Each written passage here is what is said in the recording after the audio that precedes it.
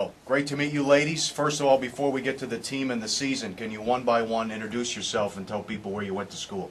Yes, my name is Becky Schaller, and I went to school at University of Maryland, Baltimore County, where I played D1 field hockey, but I graduated from Towson University with a kinesiology degree. Ooh. My name is Cassandra Strickland. I'm a wide receiver and a free safety for the team, and I played at the University of California in Berkeley and ran track there. And graduated. Good to know. I'm Danica Brace. I play middle linebacker and tight end for the Las Vegas Sin. Formerly a player at the Seattle Mist, so I moved out here now, which is great. And I actually graduated from the University of Washington.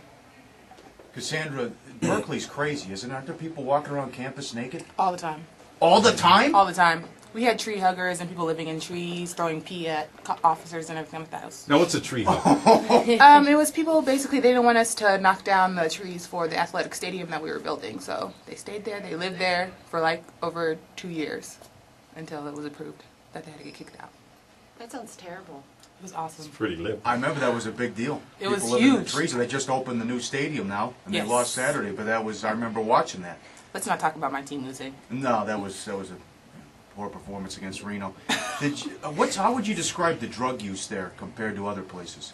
Not you personally, just From what you heard. I know the bums on the street definitely have signs that say, we'll work for weed kind of thing. It's pretty open there. Pretty open. You ever see the Bushman? Definitely haven't seen the Bushman. Not in San Francisco. He hides in the corner, dresses like a tree, and he comes out and scares people. No, I Never have saw not. that? No, I have not seen that. Oh, okay. No. You ever go to Haight-Ashbury? No. I didn't really No, travel you're out an too athlete. much. That's right. Yeah. That's right. How did you get involved with the Sin? Actually, one of my friends that used to dance, she was trying out for the team last year, and I heard about it. It sounded nice, and I came out. And it's been amazing since. So. How about you? I heard about it because I wanted to play football, and so I looked for it this year, and I tried out. Earlier this year, there was a tryout. So I just got involved with it about 2 months ago. Mm-hmm. Well, I'm sure you're in great shape. How can you compare it to lacrosse and how much running It's is going? it's totally different. The physical ability, like I have to learn how to absorb and take hits and give hits. That's different than the, I guess, contact in lacrosse or field hockey, because it's not.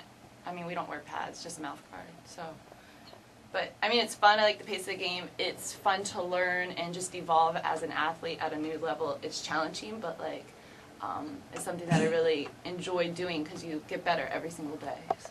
Now, Danica, you're going into your 4th year, so you're the veteran here. Give us a story where you really jacked somebody up. I'm going to say actually my second game in Seattle. I remember it was on a kickoff return, and I just blindsided a girl. And that was kind of my real, like, I kind of gave myself my own stinger.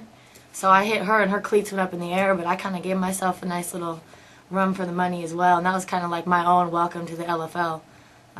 Because I'm not sure if I got a concussion or not. Never really was checked out, but that was a real... I remember much else of that game, for sure. So, I mean, to speak to the sport, that's how real it is out there. We're hitting as hard as the guys in the NFL, you know, with less padding, so...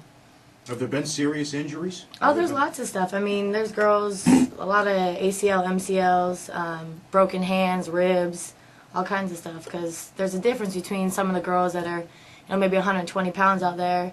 A receiver gets put up in the middle, hands up in the air, and a 160, 170 pound middle linebacker comes and just knocks her on her butt. You know, you take her ribs out really easy. Now, the fact that this becomes a profession, it could also become an addiction. Does it get in the way of dating? It's very strange. I get a lot of guys that are like, you know, I told my mom I was dating a football player, and she's not sure if I'm really straight, you know, so because it sounds funny, you know, but we're definitely mentally and physically tough women, and so a lot of guys have a tough time hanging around that. You're intimidating to guys. A little bit sometimes, but I mean, we're soft off of the field. Becky's got that look. What are you thinking over There there? is no time to date right now. And then when you tell somebody that you play football and it's a guy, basically the response is, you got to leave us something to be a man at. So, like, what do we got? You play football? Like, I don't. So it's intimidating. It definitely is. Now, you got the eye black on. Yeah, we did that this morning because we thought it looked good. Okay. I thought the guy would like that, though. You can watch football together, because I think the big thing, and when we talk to our listeners, is like, well, I can't I'm married with kids, or I have a girlfriend, but I can't sit there and watch college football for 8 hours, and then I want to go to the sports book and drink and watch the NFL all day Sunday. I think that you guys would want to do that. I think that would be awesome if some guy wanted to do that. I haven't found that yet because I don't know, from a guy's perspective, when you think about it and your girl like can ball and she is like, there's just a lot of elements that it takes a very confident person to be able to be supportive of that and also understand how much time and commitment is taken away from him for the level And of the part game. of it is that we might know a little bit more than our dudes about football. So there goes that intimidation factor again. When you're sitting there talking about who you drafted in your fantasy league and he's not even playing, they're kind of like, oh, all right. Can you tell us more about the team and the schedule and the games and how you think this team's going to be this year? Go ahead, guys. Our team is definitely shaping up to be really, really good this year. We have a lot of rookies coming in that have the potential to like dominate in this league. So, you know, we had a really good season last year, 4-1 last year, and we weren't expected to win any. We were 0-4, ranked number 12 in the league, and there's only 12 teams. So, it's definitely going to be an exciting season.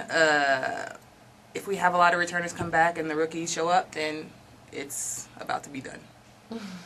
Officially. You have a good team, Becky?